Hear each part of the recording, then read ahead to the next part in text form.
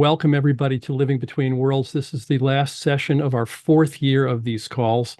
We're going to do something different today, as some of you know. We started this early in COVID. I was struck both by the enormous disruption of the pandemic and the striking parallels between the COVID pandemic and the climate pandemic. And that's where we started the calls, looking at how do we live in a VUCA world. We changed the title in the second year. And Ken, you want to take us to the second slide? This is some of the ground that we've covered over the last 4 years. You can get a sense of the range of topics we've looked at. Some have been very specific action in the world focus. Some have been more philosophical and inner. And we've tried to dance between the inner and the outer in a way that was fruitful and productive. What we've done now that's new is that we've trained an AI on the entire corpus of the Living Between Worlds calls. Actually, almost the entire corpus. Four of them, four sessions we have technical issues on, and they're not in yet. But all of our words over these past 4 years are in this beast now. It's only our corpus. It's not a large language model. It's not the entire universe of predated human knowledge. It's just our words for us. And it's an experiment to see if this is something that can enhance our experience and our conversations together. We're not looking for right answers. We're looking for pattern and provocation and enriching. I tend to think of AI not as artificial intelligence. My wife, Jane, calls it simulated intelligence because it really ain't intelligence. But I think of it as augmented intelligence. So I'm curious to see how this can contribute to us, each of us and us together in the work we're doing.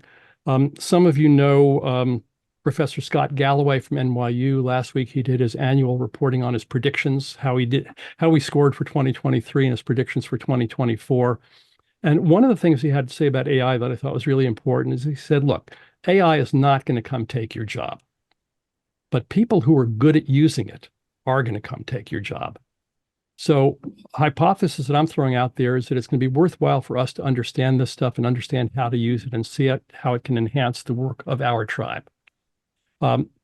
So with that in mind, let me start with just a couple of polling questions. We'll have a couple of questions at the beginning of the call, a few at the end. Ken, can you bring those up? Hold on 1 second. Just admitting some people to the waiting room from the waiting room here. I think I have to. I can take care of that if you just focus on the poll. Let's see, where is polls?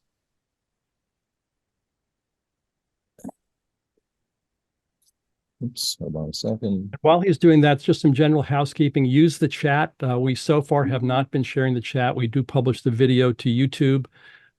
You can save the chat using the 3 dots at the lower corner of the chat screen. If you do want to speak, and there'll be plenty of time for you to do that today, we're going to be full plenary today, we think. Use the Zoom hand raise function. That will stack you up in queue and will take you in sequence as you did. So just take a look at questions number 1 and 2 right now. Have you interacted with an AI before? And have you used it actively? A little, lot, not at all. Just get a sense of what your experience with these things is.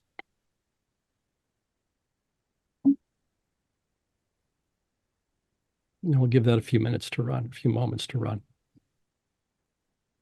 Yeah, I've run it through a lot of paces, and I find it troubling. Okay, well, we'll get to that. Just submit the first 2 questions as your suggestion here. Just the first 2, yeah. The last 3 are going to be about what we've done in the next hour, and we haven't done it yet. And Jesse, to your point about it being troubling, there's a lot that we could talk about its troubling and concerning nature. That's not the topic for today. We'll probably visit that in another call early in 2024, but today is focused on this particular machine that we have built for us. Shell, something for now? There we go. Yeah, I've had 2 different kinds of experience with AI. One is that I love enabling AI for Zoom transcripts. They're not accurate, but it's easy enough to figure out where they went haywire and to actually have a record of the call without having to generate a 64 megabyte sound file. Yep. But I've also, as a tool for creativity, I am troubled deeply by the fact that it sounds so authoritative as it spews bullshit.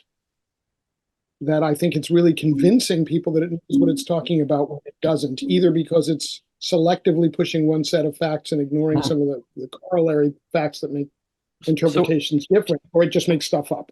So again, I want to hold that kind of discussion off for another call. There's a lot to talk about there, including how to train this thing so that it works well for you and sidestep some of those problems.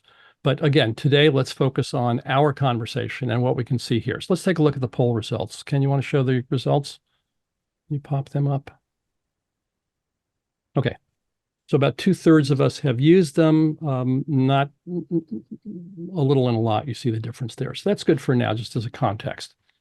So let me ask you all a question first, and then we'll ask the AI.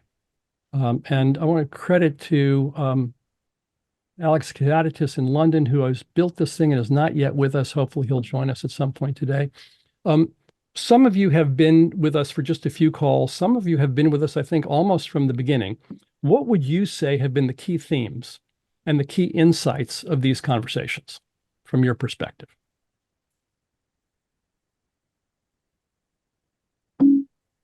Michelle, is your hand still up or artifact? No. Okay, take it down. Stuart, what would you say are the key themes and key insights of these conversations? We are not alone. In other words, there are a lot of other thoughtful folks thinking about the kinds of things that we're all thinking, that we all seem to be thinking about as we observe what's going on in the world. Okay, great. Anybody else?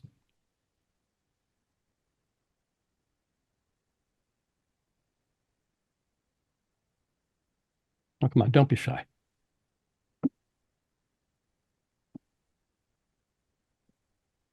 There's just the name of your sessions between worlds. Okay. So it's something about that. Well, Dave, we are. we are. We certainly are. I'll Dave, just say what I just wrote in the chat, which seems that one of the main themes is dealing with the overwhelming problem of climate change, feeling not overwhelmed, playing the long game in a consistent, successful, and effective way to reduce and mitigate the effects of climate change. great. Thank you. David Morse. Yeah, just generally hearing what other people are thinking about the various issues. Okay. Thank you. Gene Dunaway. Welcome. Understanding, having an outline of the new world we're moving to, but the dilemma of how we get from where we are now to there. Okay. Anybody else? Okay, well, let me give you a look at what what this creature has said for us. Where's my controls? Share screen. Share screen, share this one. Okay. Can you see that? You can ask anything. Are y'all seeing that? Yeah. Okay. So let me ask it the same question I just asked us.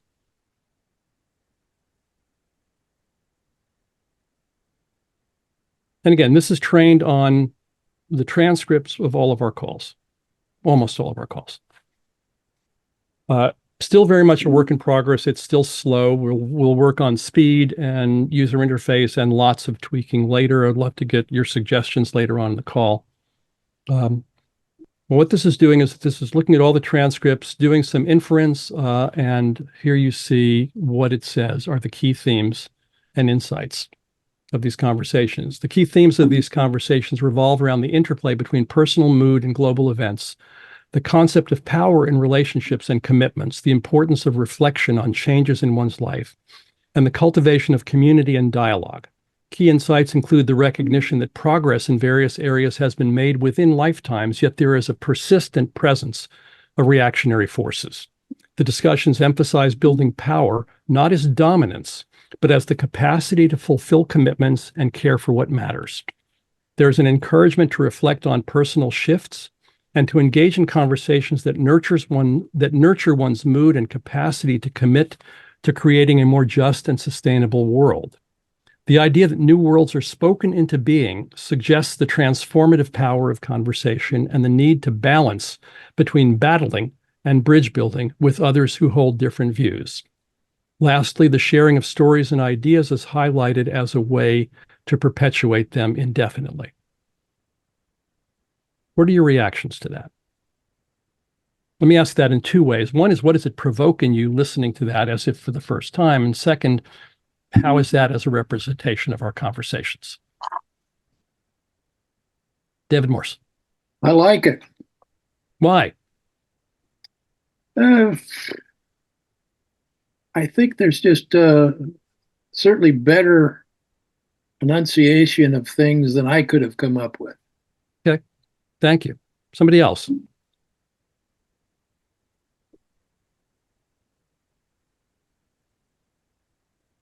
Okay, or I guess people want to take a moment to read it over.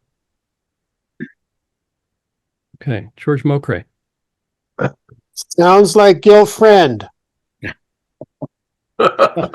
Well, maybe, but if you weigh the transcripts, Gil Friend is speaking, 20 to 40% of the time. So this is a lot of other people too. David Grossoff and then Stuart Levine. I'm just struck by how well written and succinct the discussion of the qualitative themes is in that summary. Like that would take quite a lot of wordsmithing on my part, and I'm proud of my own abilities in that regard. So that's really tight. I think so. I was frankly surprised by this. I've been doing a lot of work with AIs in general and a bunch of work training this one, and I thought this was pretty impressive.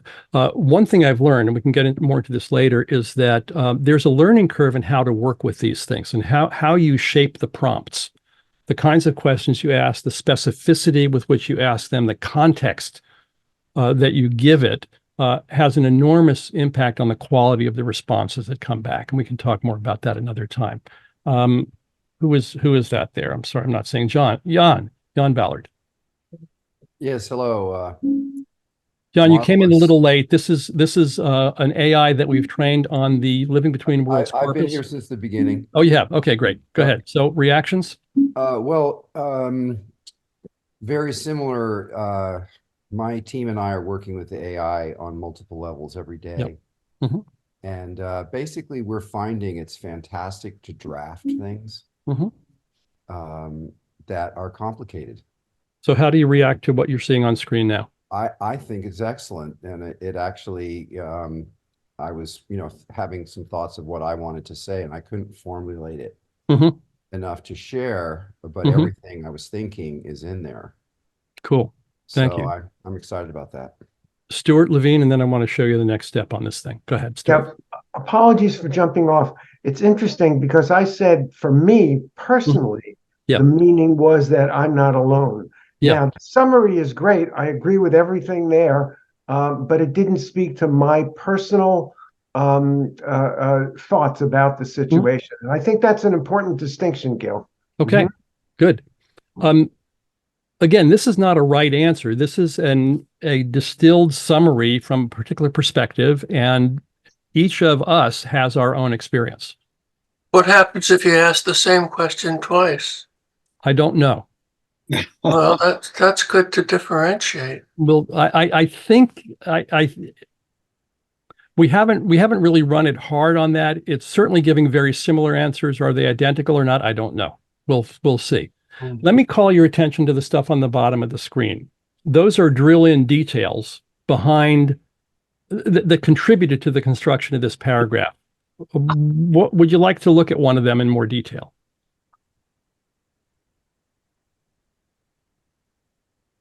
Community I'll and take conversational transformation for 20, Gil. Okay. Any other votes? community and dialogue. Okay, we'll come to community and let's do conversational transformation and then community and dialogue. So these are the elements that contributed to, in particular, to the summary. And conversational transformation touches on the transformative power of dialogue and the presence that new worlds are spoken into being. It also addresses the need to navigate conversations with others, especially those with differing views, and the balance between conflict and cooperation. So that's one of the things that contributed to this. But now notice this. This is kind of cool. We've never seen this anywhere. Maybe you have, but we haven't.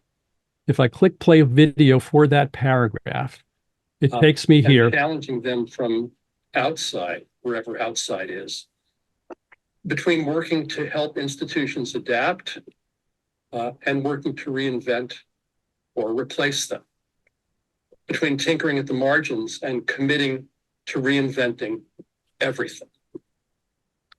So we've got the general synthesis, the elements that fed it, and we hop out to this particular point in one of the videos where that's spoken about, which I think is kind of cool. So you have a kind of meta map into the 4 years of conversations and can go to the particular clips that address particular questions. Let's look at community and dialogue. Continues the theme of community engagement and dialogue, emphasizing the importance of reflecting on mood and commitments as part of a series of conversations. It also introduces the idea of feedback and direction for future conversations. Resonant for you or not? Relevant or not? Characteristic of our conversations or not? Jesse says That no. sounds like you. Huh? Okay. So one thing we perhaps could do in the future is to train it to sound, is to de-emphasize my words and emphasize other people's more. Although I'm not sure we can do that. Okay. Should we look at the video? Creating the new world. So here we're in session 4.1. City. What an idea. Thank you, Alan, and everyone else who's spoken and those who haven't spoken. And Ken, let me turn it over to you to take us into breakouts. Okay. Okay. Okay. That's Thank kind you of all. that's Lovely. kind of a bad choice of the clip. Anyhow, there you get a sense of it. Let's do another one. Let me ask you this. You've heard me talk about the Gramsci quote about the time of monsters, about, the old world is dying and the new world is struggling to be born. So what do we mean by time of monsters? What relevance does that have to how we navigate metacrises? Over to you.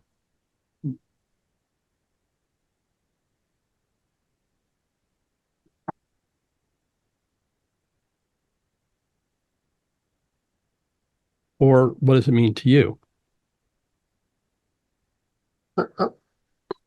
Well, to me, it sounds like the way. Jesse, let me just remind you and everybody, please keep your mics off and raise your hands to be called on so we can manage the queue. But Jesse, go ahead. Oh, it sounds like how people deal with issues they don't understand. Okay, great. Somebody else.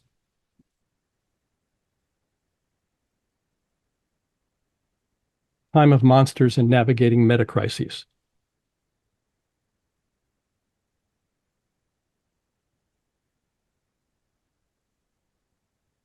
Shell. Yeah, well, we certainly are in a time of monsters, some of which are human monsters, like a certain Republican running for president, or the heads of countries like Turkey and Hungary and the Gaza Strip, and others are monsters of human creation, but not human, such as the climate crisis. I just today happened to watch part of a concert in Berlin that was a benefit for both an Israeli and a Palestinian, two separate women's rights organizations. And I found the fact that such a concert could happen in Berlin, which was the epicenter of monsterism within our parents' lifetimes, was extremely hopeful for me. Thanks for that. I hadn't seen that. Stuart, and then we'll go to the AI. Yeah, quickly. It's a time when there are real crises, and there are a time when there are crises that humans create in our own minds as a result of some of what we see and observe and hear. Thank you. Okay. Okay, let's ask this thing. Same question. What do we mean by the time of monsters? What relevance does that have to how we navigate metacrises?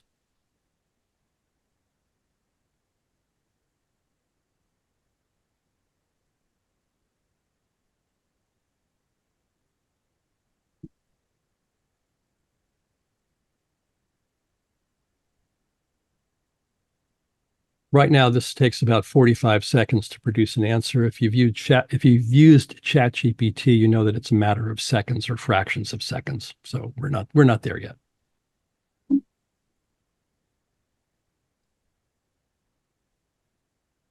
If you told me I could have downloaded the Jeopardy music. Do do do do do do do. There's still time, Ken. We could probably build that into the thing and hope to stay ahead of the lawyers. So, time of monsters refers to a period of profound uncertainty and transformation as described by Antonio Gramsci, where the old world is dying and a new one struggles to be born.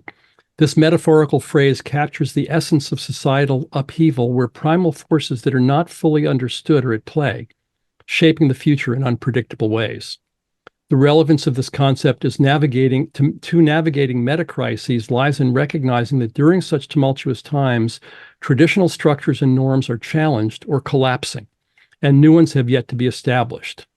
Hang on, I can't see. Understanding that we are in the time of monsters can help us approach metacrises with the awareness that our actions may contribute to shaping the emerging world. It suggests that we must engage with these crises creatively, serenely, and productively, building and fortifying relationships, technology, and policies while also being prepared to adapt and influence the profound changes occurring.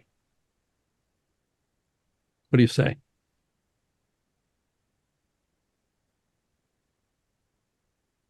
And I'm curious both about whether you think it's a good or bad answer, but also is it a provocative answer that generates something new in your thinking or awareness? And Jesse, I see your hand up. I'm going to wait a second, give some other people a chance to go first. Okay, hang in.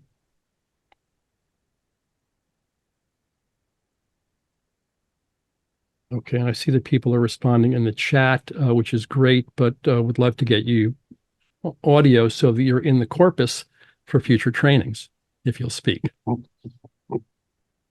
We're a little recursive here, kids. Okay, Jesse, they're all shy. Let's go to you. Well, it reminds me of the difference between systems and philosophy. That the philosophy of sustainability is remarkably like what's suggested here. Mm-hmm. A readiness for and responsiveness to the changes that are dramatically happening, even though we don't know quite what they are. Mm-hmm. However, the systems science of sustainability tells people to do exactly the wrong things, and that's why it's getting worse and worse and worse.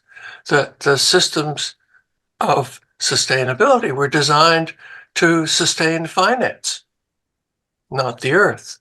And you have to do some digging to find that out, and you have to know a lot about context in order to find that out. And the chat bots, they don't do that.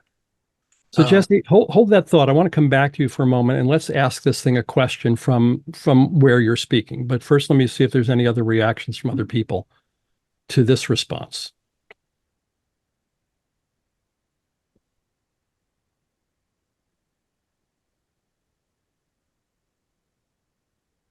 Notable to me is that Jesse's response wasn't so much about the language on the screen, but something that was provoked for them by this. So, Bill Anderson, please unmute. Go ahead.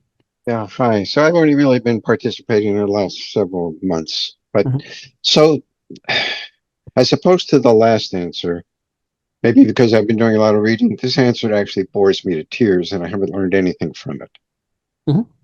I mean, the sentences are, they're just in a way meaningless. Okay. So I find it just like, yeah, that's all I can do is just sigh. It really doesn't provoke much in me, and maybe because I've been reading more sophisticated analyses and doing my own thinking about it. Okay, fair enough. Again, I don't know when you came in, Bill. This is not an attempt to deliver right answers. This is a synthesis of the conversations we've been having for the past 4 years. So for better or for worse, that's what it is at the moment. Philip, and then Doug. Yeah, I think this is only my 5th or 6th of these sessions. And as a relative newcomer, when prompted with the original question, my mind just, I'm going everywhere. What possible meaning could this have? And I really appreciate the sense that this has given me a sense that the context in which this prompt has been discussed in this group is focused here. And I really appreciate that. I appreciate having a sense of what you seem to mean, what the discussions that have been going on here seem to mean when prompted with an image like the time of monsters or dealing with meta crises, because frankly, those words provoke a lot of thought in all different directions for me. And those are interesting, but not necessarily conducive to participating in this group. So I really appreciate being able to kind of get a sense of what this means here. Great. Thank you. Doug Breitbart, welcome.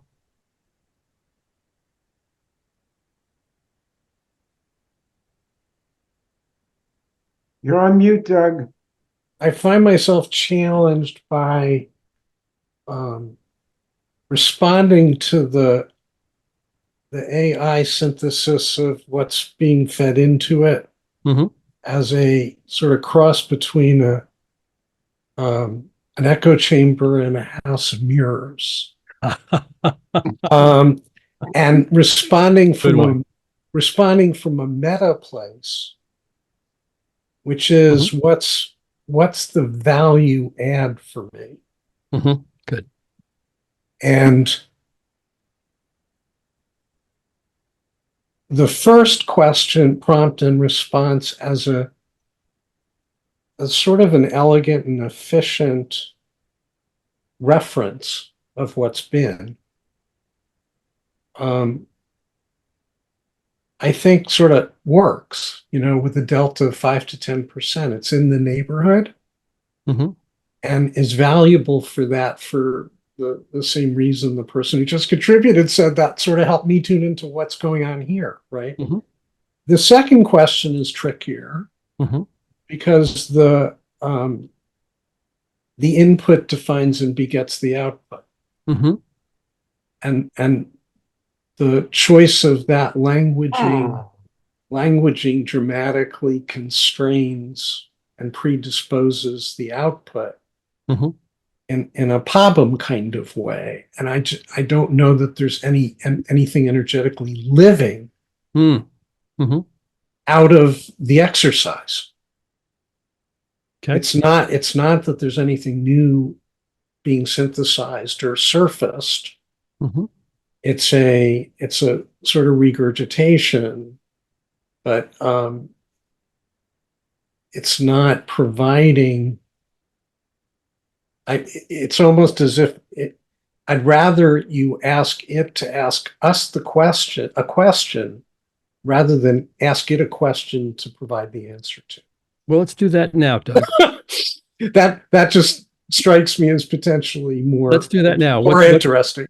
What question would you like to ask it to about asking something of us? Let's just do that right now.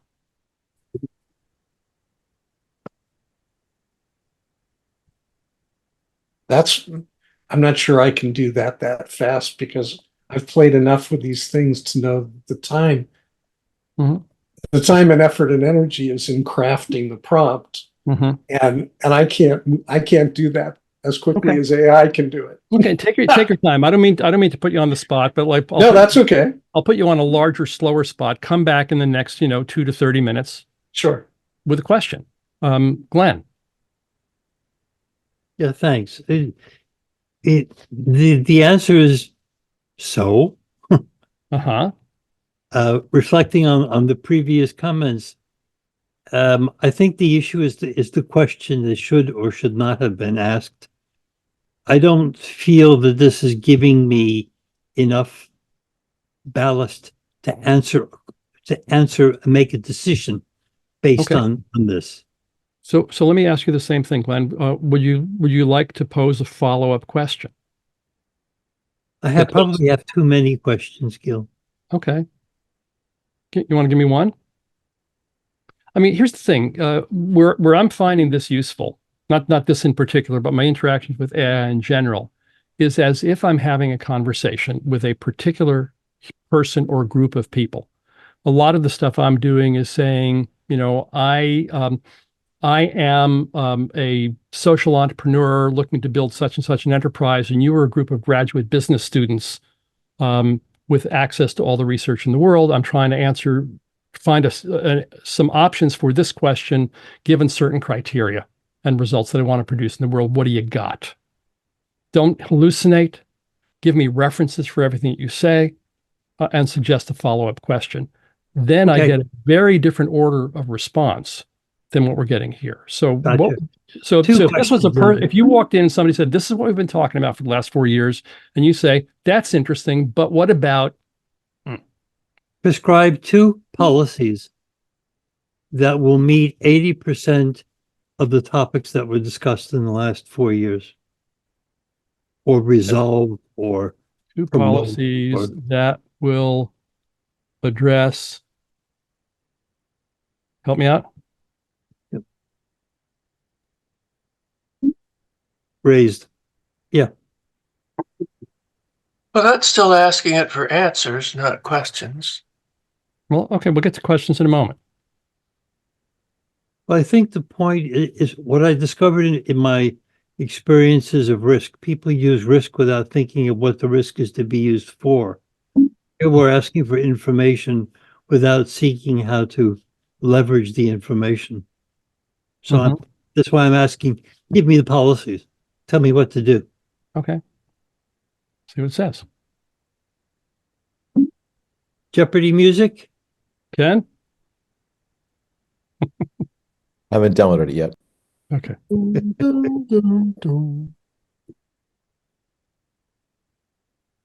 Kimberly, while you're We could do it as a round. Kimberly, you want to say your response to this thing while we're waiting? Sure. Hi, Gil. Hi. This is interesting. I think, what is the context in which people would be using this, right? Because if it's individuals, then I could see someone saying, wait, what do we mean by the time of monsters? And then it could give a contextually appropriate definition of that. And then, oh, okay, that's what someone means when they say that, or like sort of what someone might mean in this context. But then if it's like, wait, how are we using this model in a group setting to facilitate conversations, right? Or even individually, but then to find more nourishment for group of people, right? Then that's an interesting use. And, I wonder if people are saying, ask it other questions, something like, what are the areas of consensus that have been found over the last 4 years, right? From its body of reference material. What are the points of consensus and what are the remaining questions that are still open? Great. But we can come back to that in a moment. Thank you for that. Let's see how it responded to Glenn's question. Please describe 2 policies that will address 80% of the concerns raised in these conversations. 1, implementing a policy to eliminate subsidies for fossil fuels.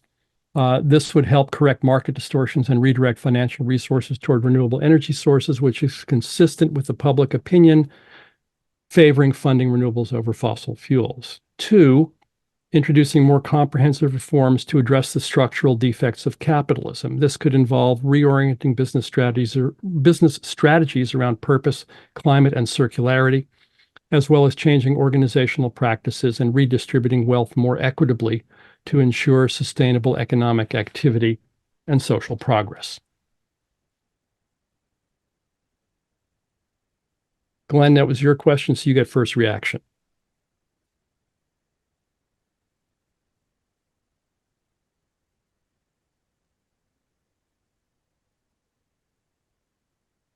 We have a wonderful word in Danish, spelled TJA. is pronounced cha. Cha. It means yes and no at the same time. Huh. Great to have that word.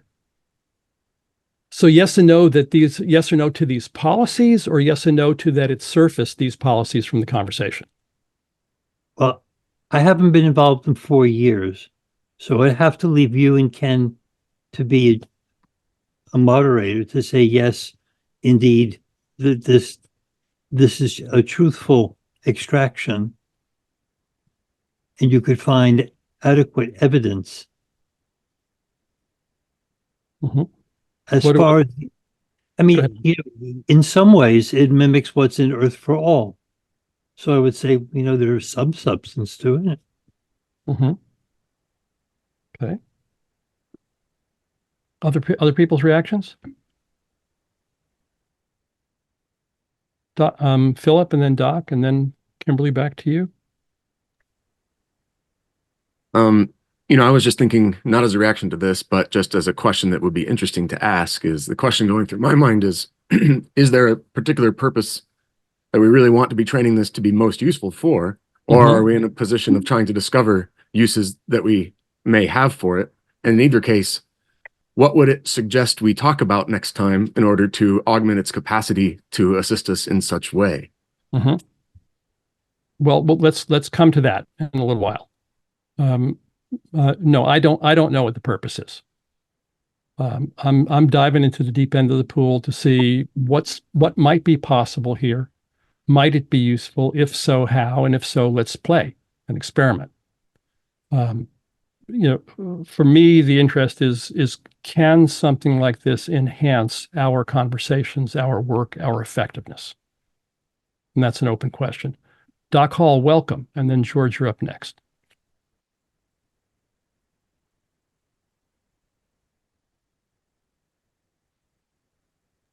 You're on mute, Doc. My reservation about this is whether or not we have the language to discuss the topic. We keep wanting to talk about policy. That presumes that there are top-down solutions. There may not be.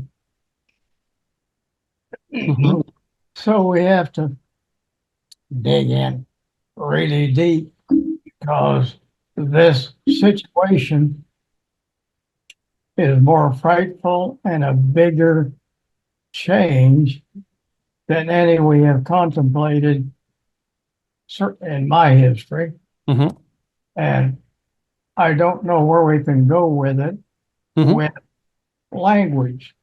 We don't have the language for it because maybe it has to be conveyed to us in something other than language, or at least fuzzy language. Well, Doc, what if all we have is language? What? What if all we have is language? Language always has a what? I said, what if all that we have is language? What if language is the only thing we have? Well, that's never the case. All that we have to communicate with. But is it enough? Don't know. And I don't have a great answer to that question, but I fear that we do not, that we have to enter this with a different attitude and realization of how deep our thinking and our system change has to be. Jay. Doc, if what you're seeing here on screen is someone you were having a conversation, that's some big legal alert. Sorry. Anyway, that's pretty much the end of it for me.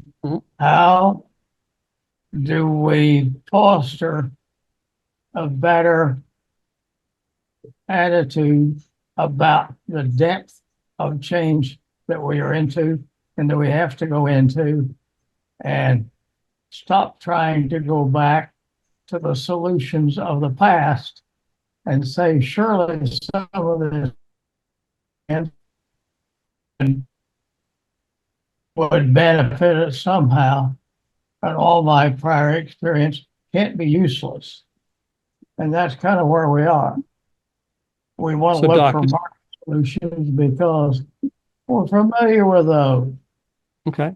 So is Maybe this we don't have a great market solution. a better question, Doc? How do I we think so. how do we foster a better attitude about the depth of change we're facing rather than going back to the solutions of the past? Is that kind of what you're asking? That's kind of what I'm asking, and Let's see what we get. I had wonderful answers to give you, but I do not.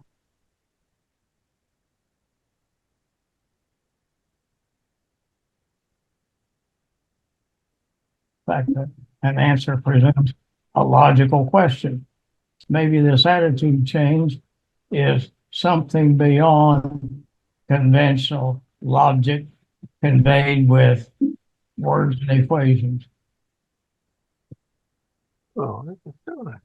So here's what this thing thinks that we think, or that we say, at least in these last conversations.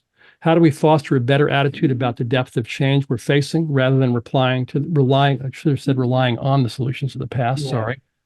To better foster a better attitude about the depth of change rather than, we need to embrace the process of change and have faith in our collective ability to evolve. This involves engaging in conversations that bridge distances and differences, learning to live together in a pluralistic world, and redefining our relationship with the natural world as one of belonging rather than of dominance. We must shift from a reactive mindset to a proactive one, considering the long-term implications of our actions for future generations. Systems thinking, soft eyes, diverse perspectives. I don't specific. Yes, one is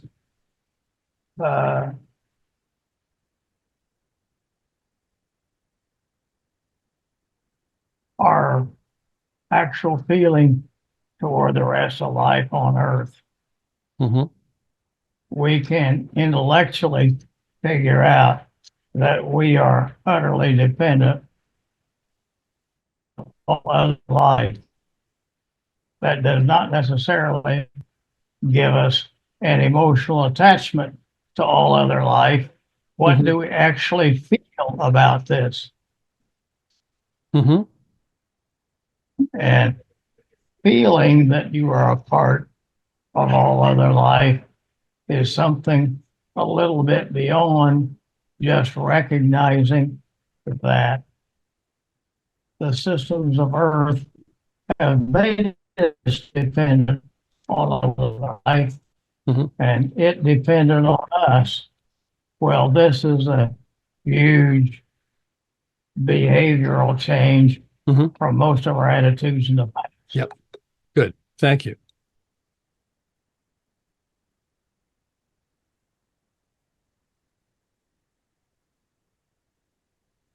So I like both what you said, Doc, and that your dissatisfaction with what this creature is generating provoked you to say that.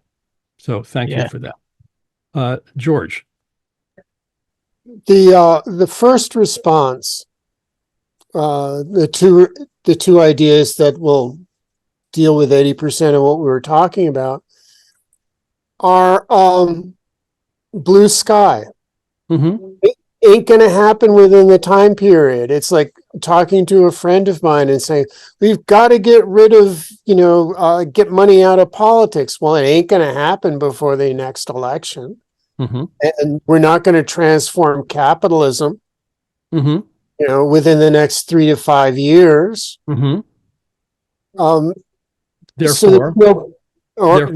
Therefore what? These are not practical. These are aspirational rather than something that's more down to the ground. And there's a little bit more, the bottom up solutions mentioned in blah, blah, blah. There are things that are there, but I don't think that this is particularly useful to me at this particular point in time. And yet you keep coming to these conversations, which is all you're seeing on, it's all you're seeing on screen here. Right. Well, the conversations are useful to me to deal with other people, to hear what other people are saying. Mm-hmm. And I've been trying to find a way for people here to sort of work together on something that's real, and it hasn't happened yet. I'm not sure that ever will happen. Mm-hmm.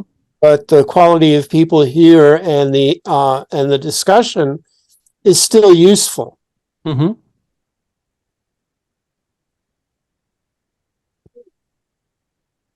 Well, thank you for that. You know, there are people here who are working on real stuff. And there's an open invitation for you to hook up with each other and work on real stuff together. It's not the purpose of this call to forge us all into a single unified creature, because there are plenty of organizations working on these issues. But if you want to work on stuff, hook up with people and do that.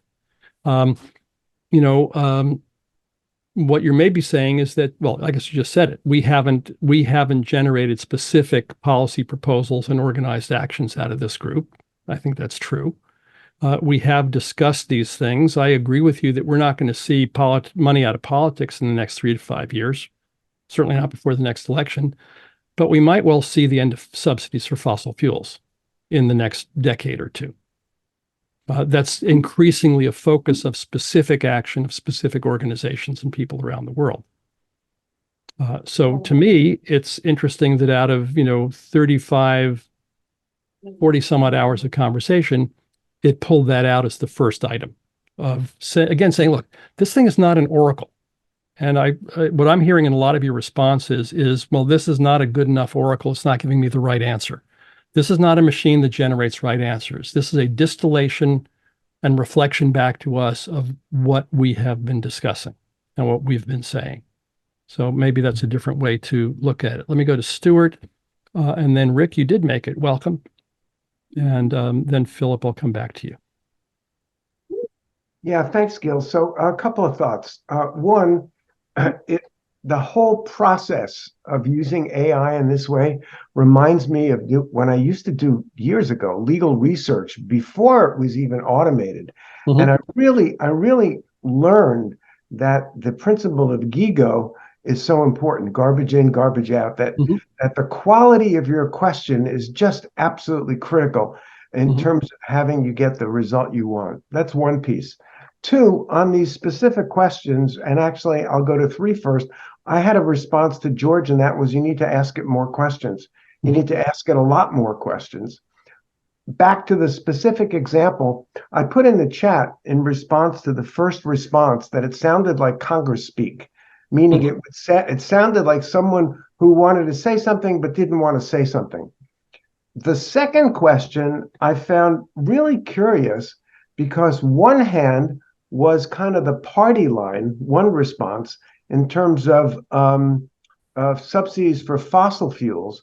But the second response talked about restructuring the entire economy with completely different value sets. And I thought that was a line of response that was very, very useful and could be followed up with the kind of questions that George was pointing to see, so what might be practical here? What do you think, Mr. AI, is practical here in terms of action that we might take? So look, if you're out for a walk with a friend or sitting at a bar with a couple of friends and somebody gives you the answer that sounds like Congress speak, what's your next move? Fuck you, or something like that. No. Or what? No, or my next move is, what do you think is practical? What could we, what might be accomplished here? Yeah. Or that sounds like you understand the bigger picture, but it doesn't sound like there's any kind of practical suggestion here. Or. So again, the encouragement here is to think about this as a conversation, like you would with a person. And if it's a person who you love or hate or disrespect or respect, you're going to respond in different ways, but you're not going to just take what they say as the end of the conversation and walk away, except in certain cases. You're going to interact. and the conversation is going to go somewhere. So let's try a little bit of that. Philip and Rick, and then let's do some more questioning. Again, the purpose here is not to build an oracle, but to do something that enriches us and our conversations and our interactions, our sense of possibility and what we do in the world. And I'm looking for your guidance about whether this does that or can do that, or how we can make it do that better. So Philip, and then Rick, and then Alex. I've just noticed generally anytime you're engaging in a long conversation, whether it be like what we're doing here, or, I studied philosophy, and it's like this ongoing conversation over generations between all these dead people. And, well, this person missed the point made by the earlier person, and therefore, it's kind of null because they just weren't up to speed with the larger conversation that was going on. This type of dynamic happens. And I think that the general role of conversation can be to get us all on the same page, bring us to terms, and kind of catch us up with where the conversation is, but then also obviously to integrate new perspectives and push it into new places. And anytime new people come into a process like that, it's always a question: what is the state of the conversation? How do I bring myself up to speed? And how can I therefore make a meaningful contribution from where things are? Right. And this just seems incredibly valuable for that, for being able to bring people in and really give them the, not the dogma of the group, but just a general sense of where the conversation has gone and therefore where you might try to take it. Great. Thank you. Rick, welcome. Yeah, thank you very much. No, it's a great conversation. You said it twice, that this is not an oracle. And I agree with that. I see it much more as a sounding board of being able to access things, stimulate, throw a light on something you hadn't thought about. One person said it was too basic. Yeah, it is. But on the other hand, you can fill in the gaps. You can say, this is where the gaps are in this response. And I'll give you an example that I've just been experimenting with. I don't know if many people have used it or not. But on YouTube, you can go and you can use the AI tool to ask questions of the talk that was done. And I just did this. And I was going to write a response. And I thought, no, let me ask the question of see what comes with it. And I then recrafted that completely, but it gave me a scaffolding to say something that which was much quicker than I had to do it from. So I see it as sort of a research assistant tool to enable me to work more quickly. And I did put a question, and I don't know whether you're interested in looking at it, but I'll put it in the game, which is how might we use AI ethically as a research assistant to empower us to become masters of monsters and not victims to the dark side of AI? It's a great question. It's probably not one that shows up very much in the corpus. I understand it, but this is a question I can go on other places and ask the question. Absolutely. Yeah. But it'll generate, I go to different places and I say, oh, that's interesting. I didn't see that reference, and etc. I mean, I just think it's an amazing way of doing research. Absolutely. I mean, you can do that. It's actually it is now in the corpus because it's spoken in this conversation. You can go out and research that and bring that back in our next meeting. And so that interaction, both inside and outside, is pretty rich. So thank you for that. Alex, let me call on you and first introduce you to people. This is Alex Kladitis from London, who is the guy who built this thing with us. So thank you for what you've done so far. You've heard some of the reactions. The floor is yours. Thank you. I apologize. I was late because I got the time zone. I was incorrect. So, okay. I think the last few speakers that I did get to hear sort of picked it out. This was the initial thoughts we had with Gil in building this. We didn't want to go too far too deep into the tool, partly because we just started building it, but also because we didn't exactly have a good feel which way to go. The biggest, I mean, I think a couple of your contributors have said in the last few minutes, the biggest point to say is that you're looking at what has been talked about in this context. And for me, as a software developer, that's what I was interested in particularly. A lot of the questions that you can ask about these topics that you discuss here, I mean, you can ask a ChatGPT directly. So this is not a vehicle to ask about what should you do about sustainability in the long term. This would just provide you what people have spoken about, or the overall, the summary or the context of what's been spoken about in relation to that question. So, I mean, I'm really interested in what the feedback, because we can take it in many directions. For the one thing, I mean, I'm sure you've shown the video part, Gil. So, yeah, so one of the things, you can go directly past of the video that it thinks are relevant for the topic. It gives you, like the previous speaker said, it gives you a breakdown of how it came about to that. Gives you 5 or 6 options to go to videos. So I thank you for your comments, because they're really useful. But you have to remember, this is just what has been discussed. And if we want another tool, an add-on tool, it can be built further to say, this is what was discussed. If you want more information, click on this button. We can actually do all sorts of sexy things that we'll get more information in. But as a first step, this was the first step tool, if you like. Gil, did you have anything? Because you have good ideas as well as to. No, that's good for now. Let me just say, with that, prompted by that, Alex, that I'll confess that my reason for starting these conversations 4 years ago was to have enriching conversations with committed people who I care about really challenging stuff that I'm struggling with and that you all, I think, are struggling with. And the purpose is to enrich us and to enrich our conversations and to enrich how we are in the world. That's been the purpose of the calls themselves. The purpose of bringing this AI into the story is to see if it can help us do more of that better.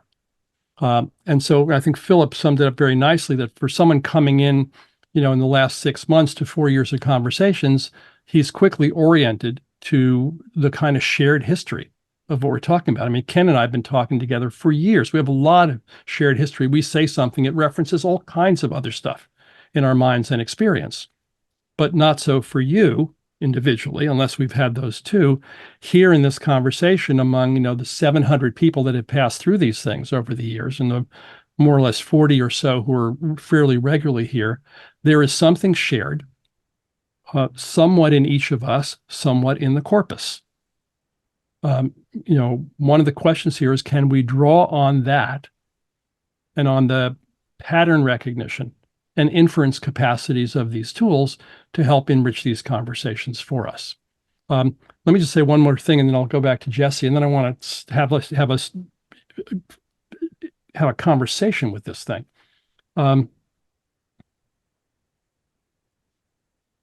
Some of my best and worst experiences with ChatGPT. One was that I saw it giving a bio of a professional couple that I knew. So I asked it, and it looked kind of good, but not really. And I asked it for bios of some other professional couples that I knew, and they all looked pretty good and not really. And then I asked it for a bio and history of my wife and myself. And if I didn't know us, it would have looked sensible. And because I knew us, I knew that was 48% was full of shit. So it takes real caution there. On the other hand, I asked it a business legal question, and in 30 seconds got $5,000 worth of legal work that was 98% accurate. So very different context, different matter of what I was looking for, a different way of shaping what the request was to the beast. So part of the game here is we've got a new tool, like, first time you were on the internet or first time you had a smartphone. We get to learn how to play with this thing if we want to do that. Jesse, I'm going to skip you for a moment and go to Ken, because we haven't heard from you for a while since logistics. So what's up?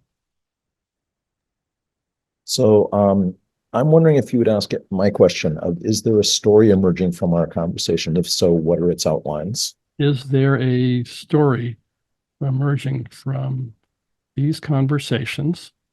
And if so, what are its outlines?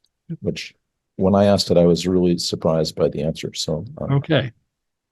And I did download the Jeopardy music, but I can't play it without stopping your screen share. So I'm going to okay. All right. pass So on that. we'll save that for later. So do I have your question correctly? Yes. Okay. So let's see. And you can provide your own Jeopardy music, or I can You can hum it for us, Gil. Bum bum bum bum bum ba-dum. Bum bum bum bum bum. It'll do it, and it'll do it anyway, Gil. But if you scroll down, we'll I see will. it saying working on it or something. Yeah. There we go. We got an answer. Is there a story emerging from these conversations? If so, what are its outlines? Yes, a story is emerging from these conversations. Its outlines suggest that in times of crisis and chaos, there's an opportunity for long-held ideas to take root and influence the narratives of the world. The story revolves around the concept of seizing this moment to shape the future by engaging in different kinds of conversations that are not about debates or decision-making, but about exploring possibilities and orienting toward what comes next. It acknowledges the uncertainty of the current world condition and the sense that the old order is collapsing. The story also emphasizes the importance of focusing beyond immediate urgencies to consider the reconfiguration of everything. It invites participation in a collective exploration to weave new worlds through meaningful conversations that move beyond traditional strategies into a laboratory of shared experiences and ideas. So I'd just like to know what people think of that, my sir. Is that pretty similar to what you got? It's very similar to what I got yesterday, yeah. Yeah, because one of the questions was, does it give the same answers each time? It looks like it more or less does. Any reactions to this? Well, yeah, long-held beliefs are often the causes of the crises that we face, and that's why they become crises, because they confuse us. Depends how long held, I think. Oh, sometimes very, very. I mean, the current crisis goes back thousands of years, you know, and it's the whole development of civilization that is at risk and at fault. Well, and exacerbated in the last 500 years of the development of market capitalism, but maybe we need to yeah, a little. Maybe we need to go back tens of thousands instead of thousands. Well,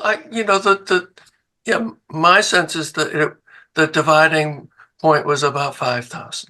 Okay. So again, the question isn't, do you agree with this, with what this is saying or not, but do you think this is an interesting and reasonably reflective and provocative distillation of the conversations that we've been having?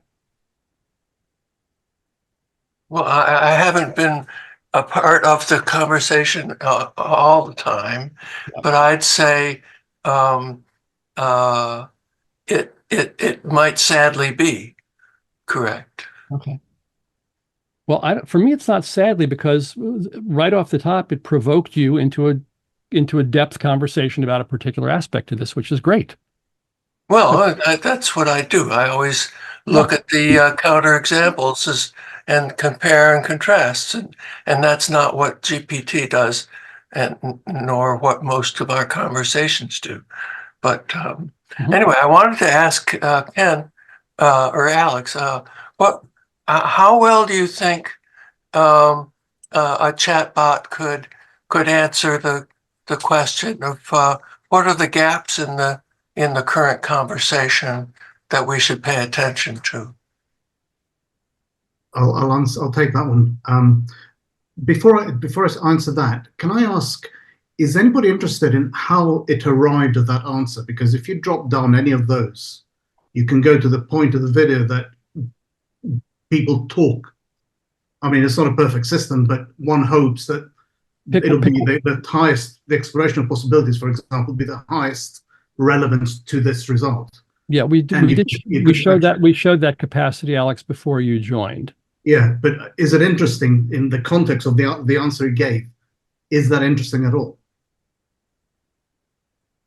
But anyway, that's what I'm saying. Now, so coming back to your question directly, Jesse. Okay. The way it's currently implemented, it just looks at what's there and answers based on what is in the transcripts of the videos. No more, no less. I gave an example to Gil the other day where I said, Gil asked it a question to say something sensible about the conversations we've had. And then he said, what should a CEO do about it, or something like that? And in that context, it'll take the first part of the answer from what has been discussed. But when you ask it, what does the CEO want to know about it, or something like that, it'll actually use ChatGPT's knowledge to embellish that information. Right. So that is it's got a hook by which it can actually use to wrap around the answer. But it won't go from the answer out. It'll take information in. Alex, I want to stop the talk about the technology and its workings for the moment, because we only got 21 minutes left on the call.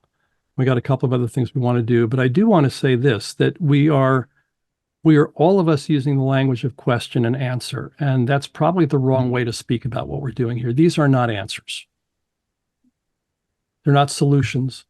They're responses in an interactive conversation, designed not to settle anything, but to provoke a next step in the conversation, which is something we haven't been doing yet very much. And so let me, Ken, ask you if you have anything else you want to say about this one, or why it was provocative or valuable to you. And then let's ask, imagine this was Ken saying this, what would your next conversational move with him be? Ken, So to your first point, I think it was David Grossoff who said, this is actually pretty amazing that it's taking us to, I couldn't have come up with this. I've been part of these conversations now for about 18, 19 months, and there's no way I could have come up with that in 45 seconds or even 45 minutes. So I find this to be an intriguing tool for reflecting on where we've been and figuring out, there's some ways in which this is digging up things and weaving together in ways that I could not. Somebody just said, could this replace Gil and Ken? Maybe, but I kind of doubt it. So I find it useful in that regard. I have a lot of other questions about its utility, but at least in that one regard, I think it's quite useful, and I'll just stop there. Okay. So if you were in a bar with Ken and you asked him about, and you haven't been here, and you've asked him about what these calls have been about, and he said this, what would be your next conversational move? Would you ask a question? Would you offer an assessment? Would you say something from your own experience? You'd have to start by buying me a drink. We're already in the bar. We've done that. That may be the next conversation. Oh, hey, can I buy you a drink? You're not my type, Gil, sorry. Yeah. So if this was a conversation, what would you say next?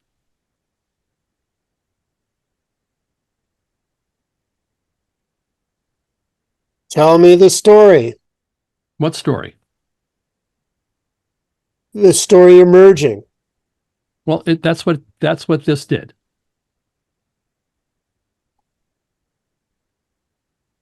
No, it didn't. Okay. That's an outline for a theme, for a story. George, hang on, George. If you're in a bar with Ken and he tells you this and you say, that's not a story, is that your next move? Or is it something else? I just want to point out, my question had the outlines built in. I didn't say, what is the story? I said, what are its outlines? Right. So that's, we could ask it, what is the story that's emerging? And we'd probably get a different answer. And that's the distinction. Thank you, Ken. So George, what's your question? The question is, I guess, not your question of the AI, your question of a person that you're looking into their eyes, having a conversation, and you care about each other.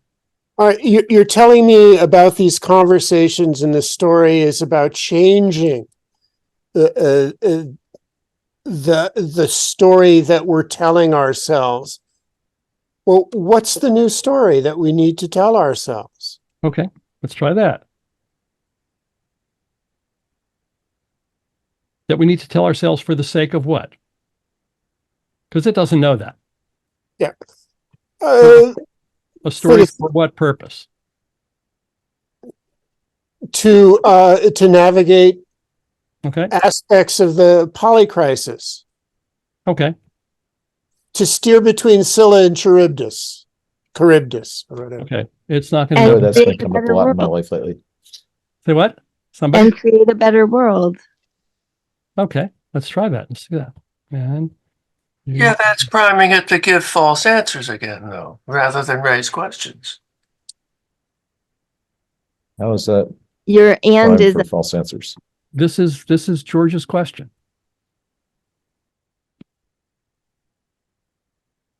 So,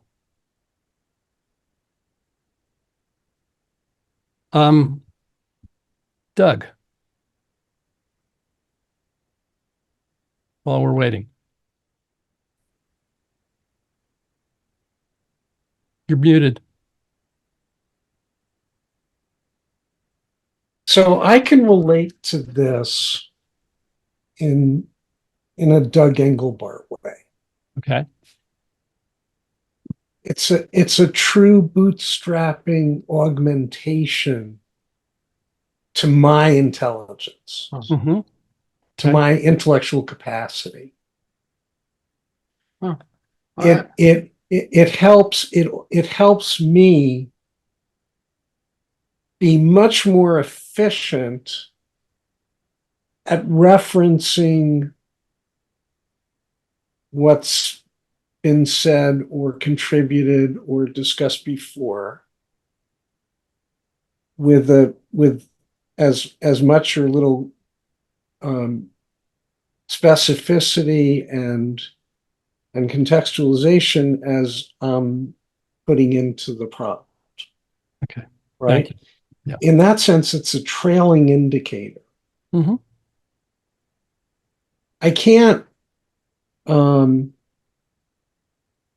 don't think there's the ability for it to create or synthesize out of whole cloth anything new. Okay. So intrinsically, its limitation, it's as limited as I am. It's as limited as we are. Correct. It's as limited as the collective is in being in the Rumsfeldian. We know what we know. Yeah. We know what we don't know. Yeah. It's not going to come up with what we don't know. We don't. If we ask these questions of ChatGPT, we'd get different kinds of responses. Here we're asking it not of the general corpus of the Western world, but of 40, 50 hours of conversations of these few hundred people. Yeah. Thank you for that. So what's the new story that we need to tell ourselves to navigate the meta crisis and create a better world? It involves embracing change throughout all our actions, inactions, and words. That's interesting. Recognizing that we're participants in the process of creating new worlds. The narrative should focus on solidarity, democratic action, and entrepreneurship as key arenas for making history, not through wars or political power shifts, but by changing everyday practices and the way we understand and deal with ourselves and each other. It should also emphasize the importance of trust, local engagement, and the sharing of personal stories that illustrate the benefits of sustainable living. Moreover, it should reject the notion that sacrifice is inherently noble and instead promote innovation, collaboration, and a sense of shared destiny among all inhabitants of the planet. That's the old story. Okay. So you don't like the story, but here's the thing. This is a story. It's a nice story. It's a perspective. It's a base. It's a move in a conversation. You've heard it from other people before. You may have spoken it yourselves. I certainly have. Does this help us in what we're up to in the world? Does this kind of conversation, whether with the bot or with ourselves in this container of living between worlds, or in our lives in universe, do these kind of conversations further the work that we're doing? So that's kind of the general question here. Let me take Doc and Jan briefly, please, and then we're going to go into a home stretch here. Doc Hall? Yeah, I go back to the theme I had earlier. Mm-hmm. If you're trying to fill up a big hole, mm-hmm. it seems to be getting bigger faster than you can fill. Mm-hmm. Find a new place to dig. Okay. And we do bottom up, create, regardless of the public policies or anything else, can recreate local communities that are more circular, mm-hmm. more self-sustaining, and represent the kind of thing that we would get to anyway with top-down public policy if it ever got around to being implemented. Okay. Thank you. And then we can have conversations about more specific actions that everybody is taking locally. I can learn from you, you can learn from me, and we're both benefiting. Good deal. Thank you, Doc. Jan Ballard. Yeah, thanks for a fantastic conversation.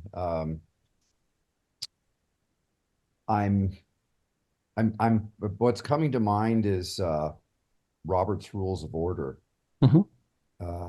which represented a fundamental shift in human civilization coming out of putting the sewers in San Francisco. And the notion of recording the minority opinion was a transformation in the human condition, because before that, the minority opinion could be erased by the power players. The other notion of having minutes that reflected the discussion at a board meeting, and then those minutes had to be approved. In other words, everyone who cared if the minutes were accurate would review those minutes and then affirm them. And that was the first thing that happened in the next meeting, was confirming the minutes. As far as I can tell, making that bulletproof is the only thing that AI can do consistently right now. And I just want to throw out, I found out about 3 weeks ago that I've been doing scripting and labeling for iterative and constitutional AIs for almost 40 years and did not know that I was doing that. Yeah.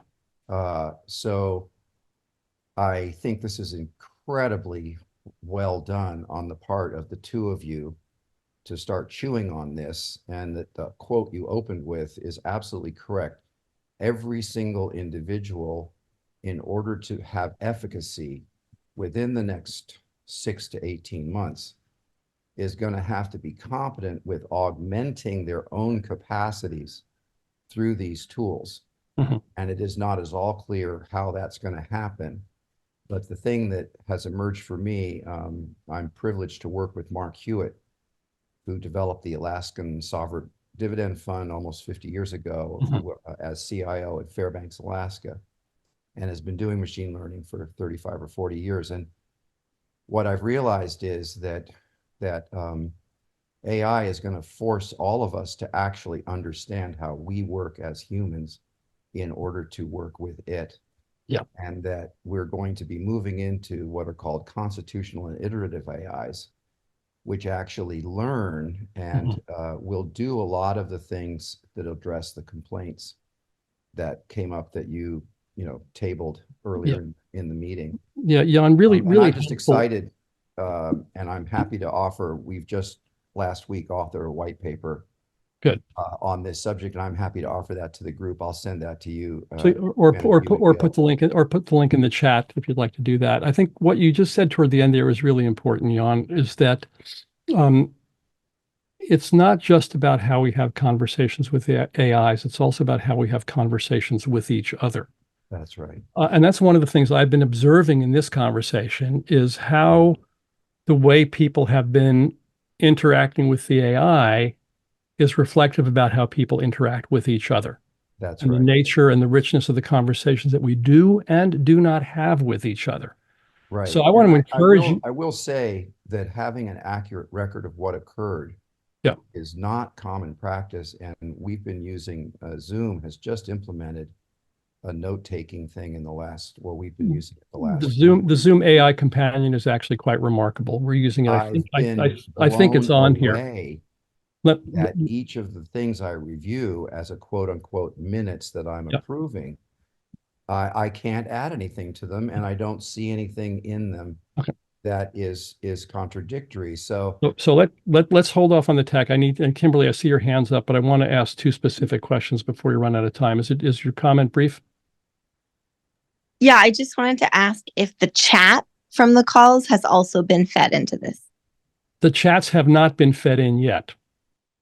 That's something that we may do in the future. There's a lot that happens in the chat. I haven't even been able to watch the chat today, so I know there's gold in there, but it has not been put in yet. And Alex, we can talk about that. I think that's a great idea.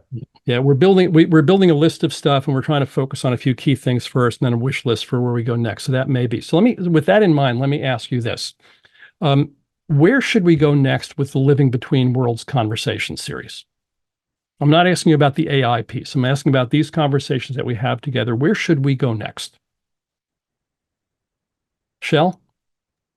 Well, I'm going to riff a little on George, and it would be great if we could somehow create some action out of these incredible conversations. Okay.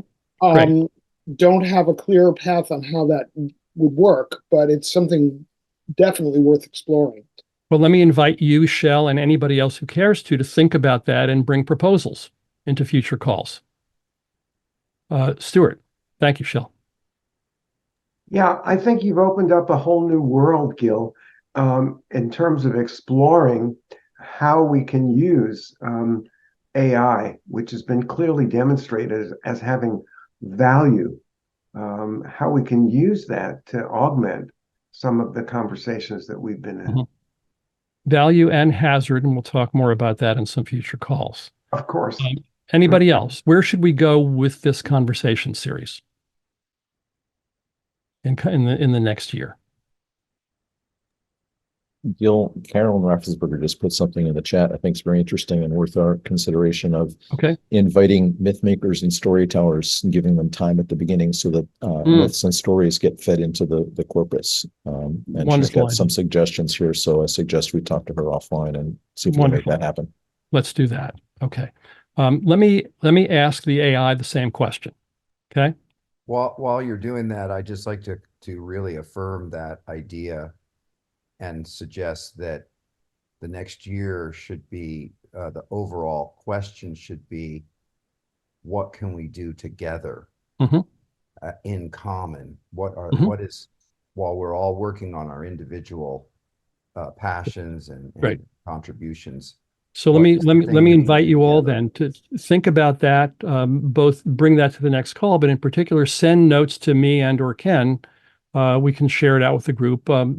This is the crafting of these calls, like this process we're having here, is an interactive, co-creative process. So please weigh in. Where should we go next with this series? According to the AI, should explore practical strategies. Here you go. For navigating the transition from old to new paradigms, focusing on actionable steps that individuals and communities can take. Delve into the development of resilience and adaptability in the face of uncertainty, emphasizing the cultivation of skills and mindsets that enable positive engagement with emerging challenges. Would also benefit from inviting experts who could provide insights into successful transitions in history, lessons learned, and how they can be applied to current times. Additionally, it could examine case studies of communities or organizations that are effectively operating in this in-between space, highlighting best practices and innovative approaches to creating a sustainable future. And what strikes me about what I just read, and by the way, I'm reading these aloud so that they can go enter into the corpus, because corpus doesn't access the text on screen. It strikes me that this echoes some of the things that each of you has just said in the last few minutes. Just kind of remarkable. Just one completion on what I was saying, Gil, is that the idea of having a conversation starter to catalyze discussion, and I think this outline the chat is great. Got it. Thank you. Yeah, really, really well if it's implementation focused. Absolutely. Rick, and then I want to bring another poll up on screen. Rick, I'm just going to ask I'm just going to read the question out so it's in the it's captured. How might we develop a language and skills about how to address and understand the systemic determinants of a meta crisis and collaborate on solving our interconnected web of wicked problems, which echoes an earlier comment about a how-to approach. Rick, please put that in the chat. We'll ask it that later on and get it in. I don't have time to deal with it now. want to thank you all for being willing to join an experiment. We're operating without a net here. We've, Alex and I have been beating on this for weeks, and Ken has stepped in a little bit, but mostly, nobody else has seen this yet. And we built this out of an intuition that it might contribute something to what we're up to, whatever that is. I really appreciate the thoughtfulness of your thoughts and responses. There's a lot for us to digest here, both in terms of the tool, and also in terms of where the calls go in the future. So we'll dig into the chat in the coming weeks. We got pretty much everybody has responded. So good. Ken, anything else you want to say? Yeah, I'd just like to thank people. It's been a pleasure joining Gil on these calls, arranging the questions in the breakout room. I get to talk to Gil now a few hours every month that I wouldn't be talking to him about otherwise. So that's brought us closer together. And I've learned a lot from everybody on these calls. And I hope that many of you I'll have a chance to meet in person. I know some of you in person already, and I've talked to some folks offline. So I'm really grateful for the community that's formed around this, and just want to thank everybody and wish you the best of the holiday season. Happy solstice, folks. Thank you for being with us on this. We'll see you next year.